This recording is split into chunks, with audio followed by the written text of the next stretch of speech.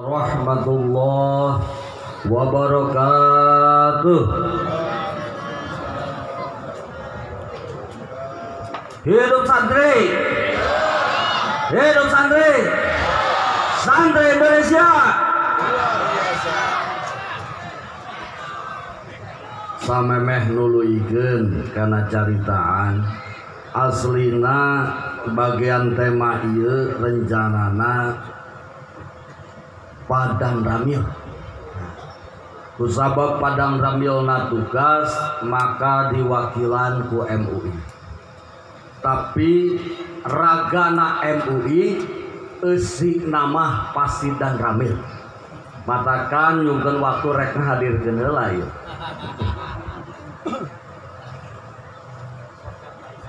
Tong macem-macem karena nu hadirna ieu darah Siliwangi.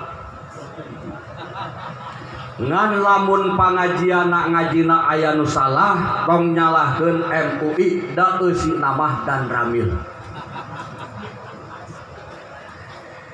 Muqaddimah diatapkeun ka guru besar nu dipayun. Aparatur pemerintah nu dipimpin ku Pacamat beserta sadayana nuku simkuring dipika hormat para ajengan, para alim ulama, para pemuda, para santri sadayana nuku simkuring dipika hormat. Alhamdulillah saat ieu urang dikumpul ngariung dina makom anu luar biasa diagungkeun dimulyakeun ku Allah Subhanahu wa taala, riyadatun min riyadil jannah. Mudah-mudahan ngumpulna orang sarerea sing ngajadikeun sabab lantaran ngumpul deui jaga di yaumil jajadina surgana Allah Subhanahu wa taala. Hadirin kaum muslimin rahimakumullah. Tahun 2015 tanggal 15 Oktober pemerintah menyatakan bahwa tanggal 22 Oktober dinyatakan sebagai Hari Santri Nasional. Ini merupakan sebuah penghargaan, pengakuan pemerintah terhadap eksistensi santri Indonesia. Baik dalam merencanakan kemerdekaan, memperjuangkan kemerdekaan, bahkan mengisi kemerdekaan, santri tidak bisa dipisahkan dari negeri Indonesia Raya. Ieu ari ngaji dan Ramil mah getas. Dihijikan jeung Sumpah Pemuda lain tanpa dasar di Surade dihijikan 22 Oktober kemudian dilanjutkan 28 Oktober. Ini mengacu pada sejarah tahun 2026 NU berdiri di negeri Indonesia. Tahun 2028 orang milna rada telat. 2026 NU berdiri, kemudian 2 tahun kemudian Sumpah Pemuda dilakukan. Sumpah Pemuda mengumpul seluruh rakyat Indonesia. Darah Pajajaran ngumpul, darah Mataram ngumpul, darah Siliwangi ngumpul, Banten ngumpul, Cirebon ngumpul, seluruhnya bersatu dalam ruh Sumpah Pemuda. Menyatakan bahwa tanah air satu, berbangsa satu, berbahasa satu, yaitu Indonesia. Ketika disatukan seluruh aspek kekuatan, maka Indonesia tidak ada lagi yang bisa merongrong. 1945 bukti dari persatuan itu, kemudian Indonesia merdeka. Siapapun yang ingin merongrong kedaulatan Indonesia, kami akan menggulung habis seluruhnya. Seluruh darah kami adalah pejuang. Indonesia merdeka di tahun 45 bukan hadiah dari penjajah, bukan hadiah dari Jepang, bukan hadiah dari Belanda, tapi itu adalah pengorbanan darah daging Indonesia. Inilah Indonesia. Jadi kalau berbicara perang, kalau berbicara nyali, jangan diragukan. Leluhur kita adalah jagonya. Walaupun mereka memakai bom atom, tapi kita cukup menggunakan nuklir. Saat ini Indonesia sudah punya bom, sudah punya pesawat, sudah punya segalanya. Apalagi sekarang, siapapun yang merongrong kedaulatan kita dipastikan akan berakhir binasa. Hadirin kaum muslimin rahimakumullah. Indonesia merdeka di tahun 1145. Ini kita melek sejarah. Di bulan Agustus tanggal 6, tanggal 9, Jepang yang menguasai Indonesia kemudian dibom oleh sekutu. Hiroshima dan Nagasaki diluluh lantahkan oleh sekutu.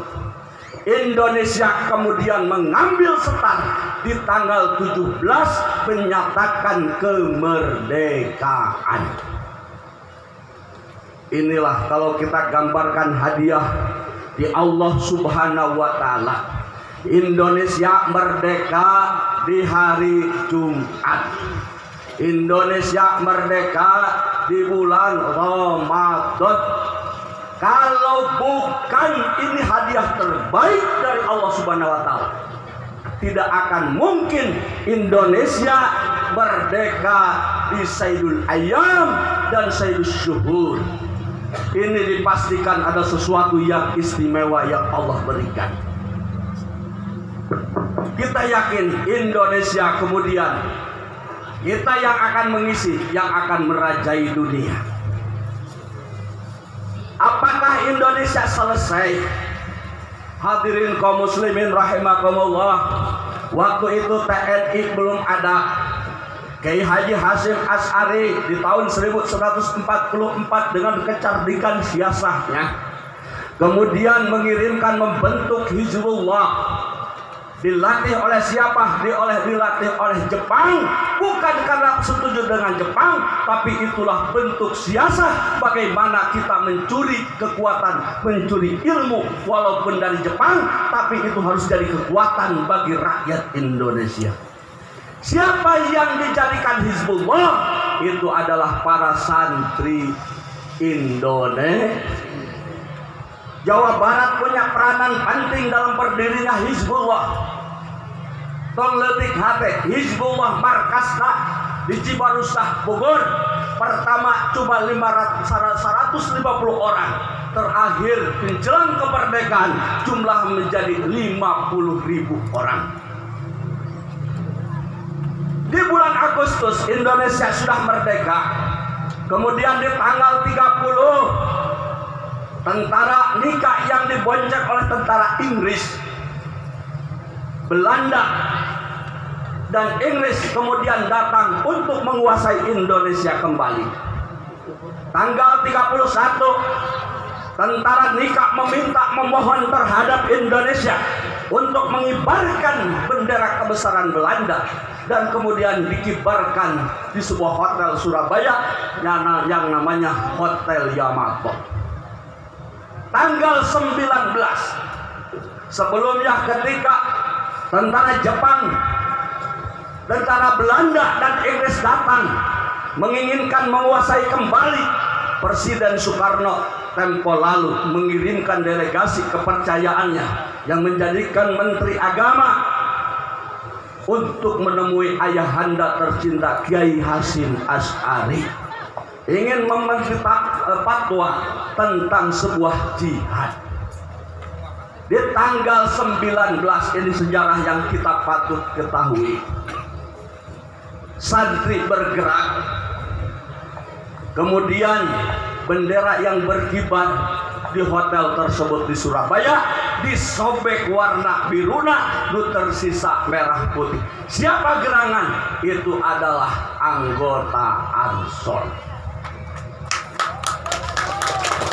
Namina Cak Asy'ari. Asy'ari. Ketika bendera tersebut disobek, maka terjadi kekisruhan yang luar biasa. Begitu kekisruhan itu luar biasa, maka Kiai Hasyim Asy'ari berembuk dengan para alim ulama Jawa Tengah, Jawa Timur, sampai bahkan dari Jawa Barat. Kemudian musyawarah yang mencetuskan tanggal 21 musyawarah sampai tanggal 22, kemudian mencetuskan yang namanya resolusi jihad. Inilah asal usul tanggal 22 dijadikan sebagai hari santri.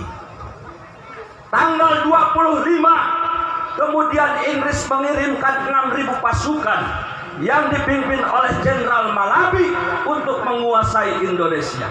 Tanggal 27 mereka menyebarkan pamflet larangan tidak boleh setiap warga negara Indonesia mengangkat senjata. Seluruh senjata harus dipasrahkan kepada mereka. Takbir.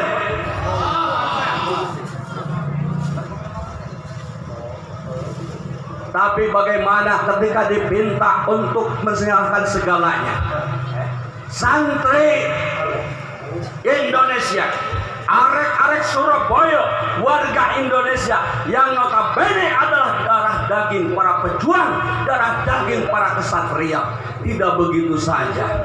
Kemudian terjadi pertempuran yang sengit di tanggal 27, 28, 29.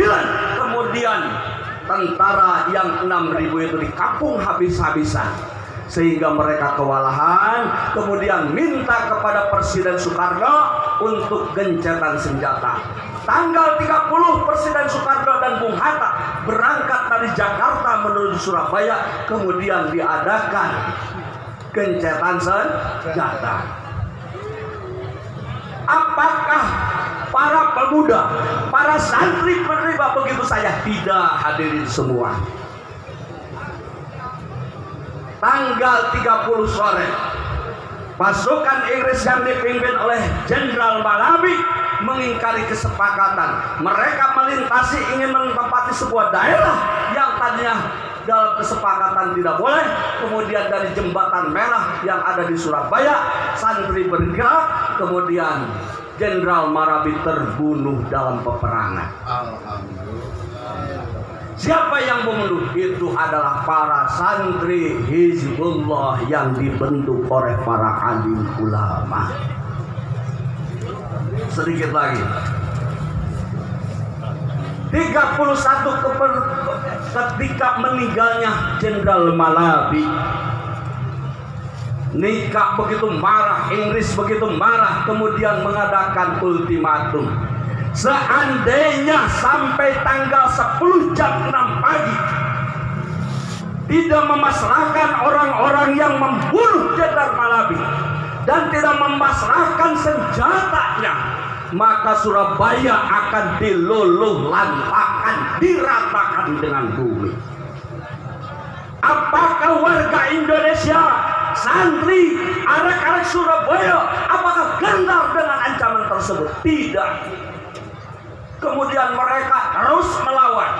Tanggal 9 di akhir habisnya ultimatum, Kiai Hasyim Asy'ari menyerukan seluruh pasukan santri termasuk dari Jawa Barat, jagona Jawa Barat Kiai Abbas Buntet ikut bersama santrinya menuju Surabaya.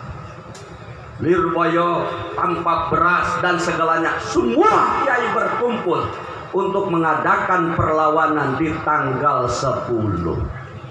Ketika tanggal 10 terjadi perang campur yang luar biasa. Santri dipimpin perangnaku seorang kiai, yaitu Kiai Abbas Buntet dari Jawa Barat.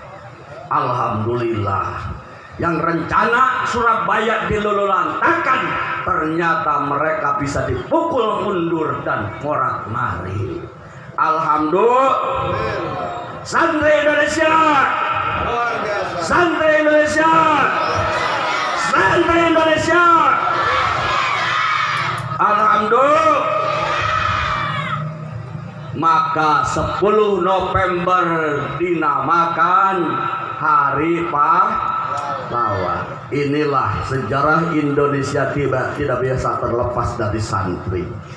Yang dikatakan 10 November itu Hari Pahlawan berawal dari tempurnya para kiai dan santri. Baheula mah santri teh pikeun kakebal. Dieusi heula didoaan pikeun kan neurak dikadek. Dibom ngan ayeuna dieusi terus ari perang henteu. Kaleuwihan teuing overdosis tepikeun ka teu neurak ditanya-tanya acan. Bahkan kadieuna kaliwat teuing dieusina ku Aang Cetanglar Ang Qadir pikeun ka teu neurak dipapatahan. Project teh eta cabut ada mah cabut can waktuna perangan. Tenang ke. Inilah santri yang luar biasa. Da ieu mah ngawakilan dan ramil hapunten. Hidup santri hidup. Pertanyaan aku naon 22 Oktober teh dingaranan poe santri teu poe kiai. Da nu terhormat macam bahasa mah poe kiai. Tapi kunaon make disebut poe santri. Mual salah alasan anak sabab setiap kiai pasti santri, tapi teu setiap santri jadi ki pangletik hate, jadi pengusaha, jadi dewan ge teu jadi masalah. Cara ieu da padewan tuh ngaobanset. Tah ieu teh dewan, tapi santri. Beja nambah di Surade ge cenah arek dipakean muslimat teh. Itu alhamdulillah aya santri jadi teh gitu. Encan ke urang boga bupati santri deui di Pacamata ayeuna alhamdulillah. Can gaduh kepala Kemendag Sukabumi anu ayeuna di Cilacap santri deui alhamdulillah. Tah encan ayeuna panginten anu luar biasa Mansurade dalam daya Mansurade mah rehe ieu teh. Lamun kiai nu tadi ngujina sakitu 2 bungkus pamode ekah jigana obat bungkus ya tak. Tadi babadan itu unggul ieu mah wah di sarerea. Hadirin kaum muslimin rahimakumullah, salib deui. Fakta Indonesia tidak bisa lepas dari kiai. Dasar negara kita apa? Dasar negara kita apa? Apal teu dasar negara urang? Naon? Urang salib Pancasila, saleutik moal panjang teuing. Pancasila nu kahiji, sila kahiji naon? Ketuhanan yang Maha Esa. Moal mungkin aya ketuhanan yang Maha Esa. Lamun nu nyieuna lain para ajengan, lain para kiai. Lamun jalma geus didasari ketuhanan yang Maha Esa, ayana katakwaan anu luar biasa, maka ngalahirkeun sila anu kadua naon teh?